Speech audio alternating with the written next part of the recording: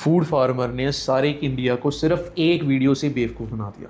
यकीन नहीं हो रहा? बस आज का वीडियो आप पूरा देख लो, फिर आपको भी यही फील होगा। पिछले 2 साल में जो इंडियन कंज्यूमर्स का सेल्फ प्रोक्लेम्ड हीरो बन गया, जिसने कैडबरी को एक्सपोज किया, बॉर्नविटा को गवर्नमेंट के सामने ले आया और हर एक एमएनसी के लेबल्स पर सवाल उठाए, लेकिन आज उसके खुद के बिजनेस पर सवाल उठाने का टाइम आ गया है। और मैं ये सब सिर्फ एक फिटनेस क्रिएटर बनकर बोल रहा हूँ, कोई फूड रेगुलेटर बनकर नहीं। मैं बोल रहा हूँ क्योंकि मैंने पिछले 9 महीनों में फूड फार्मर का बिजनेस मॉडल को बड़े ध्यान से देखा और उनका लेटेस्ट 2.25 करोड़ वाला अनाउंसमेंट भी देखा। और जो नंबर्स और लॉजिक मैं आपको आज समझाने वाला हूँ, उसके बाद आप खुद डिसाइड कर पाओगे कि ये बंदा एक जेन्युइन एडवोकेट है या तो फिर एक एक्सट्रीमली स्मार्ट सेल्समैन है जो बेस बदल कर आया है। पहले उसके बारे में बता दूं जिसको अभी नहीं पता, फूड फार्मर का असली नाम रेवांत है। ये बंदा पहले कॉर्पोरेट फाइनेंस में काम करता था, फिर न्यूट्रिशन की पढ़ाई की और 2023 में अपना इंस्टाग्राम चैनल बनाया जिसमें कि वो इंडियन पैकेज फूड लेबल्स को एक्सपोज करने लगा। बॉर्नविटा में कितना शुगर है, ये पी नूडल्स में क्या है, मदर डेयरी का कर्ड कितना प्रोसेस्ड है, ये सारा का सारा कंटेंट उनकी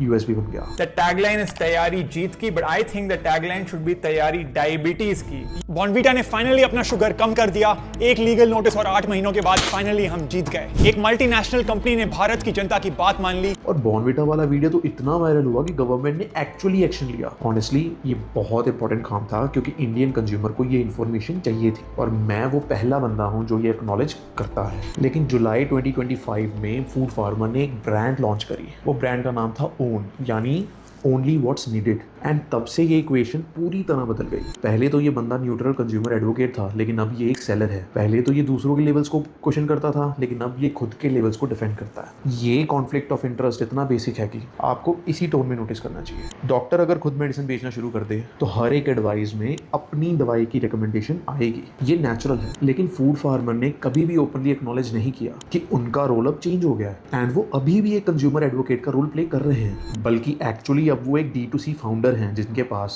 बिजनेस गोल, सेल टारगेट और इन्वेस्टर एक्सपेक्टेशंस हैं। अब हम आते हैं मेन इंसिडेंट पे। पिछले हफ्ते फूड फार्मर ने एक इमोशनल वीडियो बनाकर अनाउंस किया कि उनके ओन ब्रांड का नया प्लांट प्रोटीन का बैच पूरा का पूरा डिस्ट्रॉय करना पड़ा क्योंकि वो एक थर्ड पार्टी लैब टेस्ट में 7 में पास कर गया लेकिन 1 में फेल कर गया, जो कि पेस्टिसाइड रेसिड्यू का टेस्ट था। इसका टोटल लॉस 2.25 करोड़। एंड उन्होंने बोला कि trust is not build by what we sell, trust is build by what we refuse to sell. अपना प्लांट प्रोटीन का पूरा नया बैच डिस्ट्रॉय करना पड़ रहा है। 7 टेस्ट में तो पास हो गया लेकिन 8वां टेस्ट में फेल हो गया because trust is not build by what we sell, trust is build by what we refuse to sell. और आप इस वीडियो के कमेंट्स देख लो, हर कोई उनके कस्में खा रहा है और ओन के और ज्यादा ऑर्डर प्लेस कर रहा है। मैं भी इस वीडियो से पहले इंप्रेस था, लेकिन जब मैंने नंबर्स देखे और सप्लाई चेन को समझा, पिक्चर पूरी तरह बदल गई। पहले आप रियलिटी को समझो। इंडिया के अंदर 95% ऑफ द सप्लीमेंट ब्रांड्स अपना खुद का मैन्युफैक्चरिंग नहीं करते, बल्कि वो थर्ड पार्टी कॉन्ट्रैक्ट मैन्युफैक्चरर्स के साथ काम करते हैं जिनके पास प्लांट है, मशीन्स हैं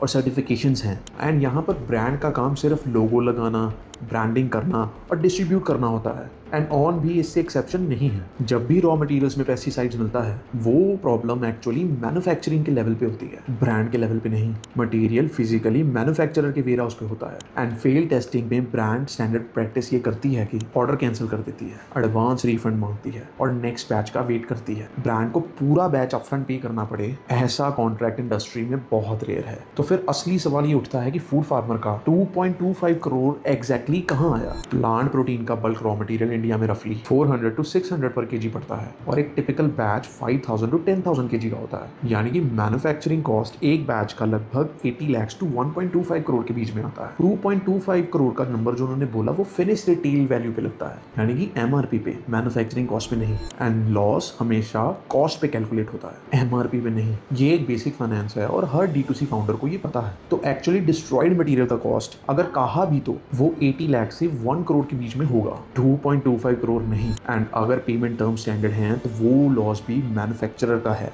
ब्रांड का नहीं। दूसरी बात, अगर फूड फार्मर ने लिटरली बैच डिस्ट्रॉय कर भी दिया जैसा कि उन्होंने वीडियो में क्लेम किया, तो फिर इंडस्ट्री में मटेरियल डिस्ट्रक्शन एक फॉर्मल प्रोसेस है जिसमें कि सर्टिफिकेट ऑफ डिस्ट्रक्शन मिलता है, थर्ड पार्टी विटनेसेस होते हैं, पूरी डॉक्यूमेंटेशन होती है। ये सर्टिफिकेशंस कहाँ हैं? पब्लिक में क्यों नहीं शो हुआ? सिर्फ इमोशनल स्टेटमेंट इनफ नहीं होता जब आप ऑडियंस का इतना ट्रस्ट यूज़ कर रहे हो और उसके बदले में ब्रांड लॉयल्टी मांग रहे हो। वो बंदा जो हर एक एमएनसी से ट्रांसपेरेंसी डिमांड करता है, उसको खुद को भी सेम स्टैंडर्ड पे होल्ड करना चाहिए। तीसरी बात, और ये सबसे इंपॉर्टेंट है, अब मान लो फूड फार्मर ने सच में ये बैच डिस्ट्रॉय कर दिया, लेकिन मैन्युफैक्चरर के पास वो पेस्टिसाइड कंटेमिनेटेड रॉ मटेरियल अभी भी मौजूद है। वो मटेरियल डिस्ट्रॉय नहीं हुआ क्योंकि मैन्युफैक्चरर के पास कोई भी फाइनेंशियल इंसेंटिव नहीं है उसे डिस्ट्रॉय करने का। वही मटेरियल किसी और स्मॉलर ब्रांड को बिका होगा जो ब्रांड टेस्टिंग रेगुलर्स नहीं कराती, एंड वही प्रोडक्ट मार्केट में किसी और लेवल के अंदर बिक रहा होगा अभी भी। यानी ये कि consumer health problem actually solve नहीं हुआ, बस ओन का ब्रांड इमेज बच गया। यहाँ पर अगर फूड फार्मर एक असली कंज्यूमर एडवोकेट होते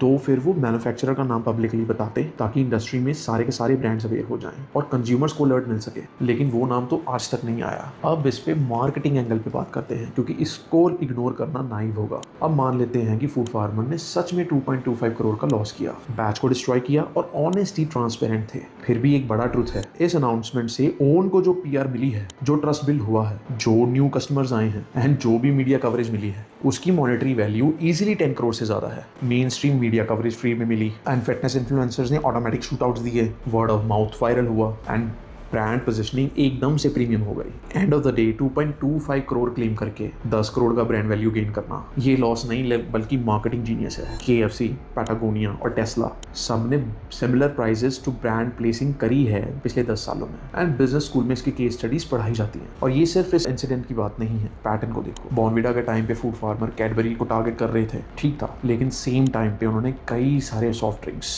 और शुगर हैवी प्रोडक्ट्स पे वो एग्रेशन नहीं दिखाई जो कि दिखानी चाहिए थी। एंड वहीं पर सिलेक्टिव स्पॉन्सरशिप सस्पिशन उठना शुरू हुआ। ऑन के लॉन्च के बाद हर दूसरा वीडियो एक तरह से डायरेक्ट या इनडायरेक्ट प्रोडक्ट प्लेसमेंट बन गया है एंड जो भी ब्रांड्स उनके डायरेक्ट कंपटीशन है प्रोटीन स्पेस पे, उनके अगेंस्ट उन्होंने सटल हिट्स दिए हैं बिना कोई एक्सप्लिसिट नेम लिए। इसको हम सिलेक्टिव ट्रांसपेरेंसी कहेंगे, कंप्लीट ट्रांसपेरेंसी नहीं। और एक पैटर्न और जो हर एक थॉटफुल कंज्यूमर को ऑब्जर्व करना चाहिए, जब कंपेटिटिव ब्रांड्स के इंग्रेडिएंट्स पे वीडियो आता है तो डिटेल भरपेट होता है, लेबल्स को जूम करके दिखाते हैं, एग्जैक्ट परसेंटेजेस कोट करते हैं और एक्सपर्ट की ओपिनियन भी इंक्लूडेड होते हैं। लेकिन जब अपने ही प्रोडक्ट की बात आती है तो लैंग्वेज जनरल हो जाती है। हम एज टेस्ट करवाते हैं, हम प्रीमियम क्वालिटी लेते हैं, हम आपकी हेल्थ का ध्यान रखते हैं। ये स्पेसिफिक तो जनरल शिफ्ट अपने आप में एक रेड फ्लैग है। रियल ट्रांसपेरेंसी होती है जो अपने ही प्रोडक्ट का कंप्लीट COA और सप्लायर चेन भी सेम डिटेल में शेयर किया जाए, जिस डिटेल में आप दूसरे ब्रांड को क्रिटिक करते हो। ये बैलेंस अभी तक नहीं आया, इसीलिए ये सवाल वैलिडली उठ रहा है। डियर फूड फार्मर, अगर आपकी वीडियो देख रहे हो तो मैं आपसे ये 5 सिंपल चीजें पब्लिकली देखना चाहता हूँ। ये कोई डिमांड नहीं है, ये एक रिक्वेस्ट है एक फॉलो क्रिएटर की जो कि सेम ऑडियंस को सर्व करता है। पहला, सर्टिफिकेट ऑफ डिस्ट्रक्शन, डेट और विटनेसेस के साथ पब्लिक में दिखाओ। दूसरा, वो मैन्युफैक्चरर का नाम बताओ जिसने ये कंटामिनेटेड बैच आपको सप्लाई किया। तीसरा, पेमेंट टर्म्स का कॉपी शेयर करो जो कि प्रूव करे कि 2.25 करोड़ का लॉस एक्चुअली आपने बेयर किया, मैन्युफैक्चरर ने नहीं। चौथा, क्या आपने उस मैन्युफैक्चरर के बाकी क्लाइंट्स को वार्न किया एंड अगर नहीं तो क्यों नहीं। और पांचवा, हर वीडियो में एक्सप्लिसिटली क्यों नहीं डिस्क्लेम करते कि आप एक ब्रांड ओनर हैं और किसी भी कॉम्पिटिटिव प्रोडक्ट की क्रिटिसिज्म में पोटेंशियल बायस आपके हो सकते हैं। ये 5 चीजें पब्लिक हो जाएं तो मैं पूरी कन्विक्शन से आपका वीडियो प्रमोट करूंगा और अपनी ऑडियंस को भी कहूंगा कि ये रियल बंदा है। मेरा पर्सनल स्टेक यहाँ पर क्या है ये बता दूं, क्योंकि कई लोग ये पूछेंगे। मैं फिटनेस इंडस्ट्री में काम करता हूँ एंड रोज लोगों के मैसेजेस आते हैं कि कौन सी प्रोटीन, कौन सा ब्रांड सही है और क्या सप्लीमेंट्स खाओ। अगर फूड फार्मर जैसे बड़ी रीच वाले क्रिएटर्स मार्केटिंग को एडवोकेसी की तरह रिप्रेजेंट करेंगे तो फिर कंज्यूमर ट्रस्ट पूरे इकोसिस्टम से उठ जाएगा। जेन्युइन क्रिएटर्स जो बिना अपनी ब्रांड के पूरी इंफॉर्मेशन देते हैं उनकी क्रेडिबिलिटी भी मार खाएगी।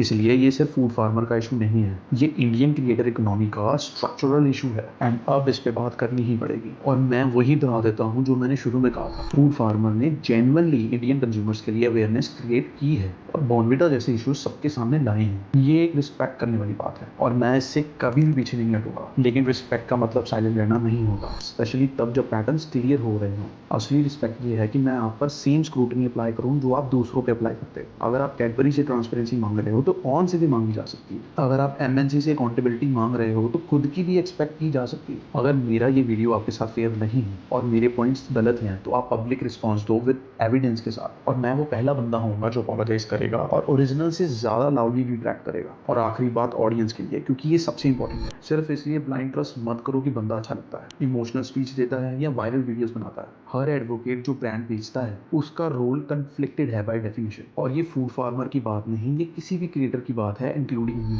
प्रूफ मांगो, एविडेंस को देखो और लॉजिकली समझो कि नंबर्स ऐड हो रहे हैं या नहीं, वरना हर एक इमोशनल वीडियो आपको एक और प्रोडक्ट बेचने का टूल बन जाएगा। आजकल इंडियन D2C स्पेस में ये प्लेबुक इतना कॉमन हो चुका है कि ट्रांसपेरेंसी खुद में एक मार्केटिंग टेक्निक बन गई है। असली ट्रांसपेरेंसी वो है जिसमें सर्टिफिकेट ऑफ एनालिसिस यानी COA भी पब्लिक हो, मैन्युफैक्चरर का नाम भी पब्लिक हो और कॉन्फ्लिक्ट ऑफ इंटरेस्ट भी डिक्लेयर हो। मैं ये वीडियो इसीलिए बना रहा हूँ कि आप लोगों में वो क्रिटिकल थिंकिंग डेवलप हो, जिससे आप किसी भी बंदा जिसके हाथ में माइक है उसके क्लेम्स को आप क्वेश्चन कर सको, चाहे वो फूड फार्मर हो, मैं हूँ, यहाँ तो फिर कोई भी क्रिएटर हो। लाइक, शेयर और सब्सक्राइब करना बिल्कुल मत भूलना। और इस वीडियो पे अगर फूड फार्मर का रिस्पांस आता है तो मैं अगली वीडियो में उसको डिटेल में कवर करूंगा। तब तक के लिए आप इजाज़त दीजिए आप सबके अपने भाई करण को।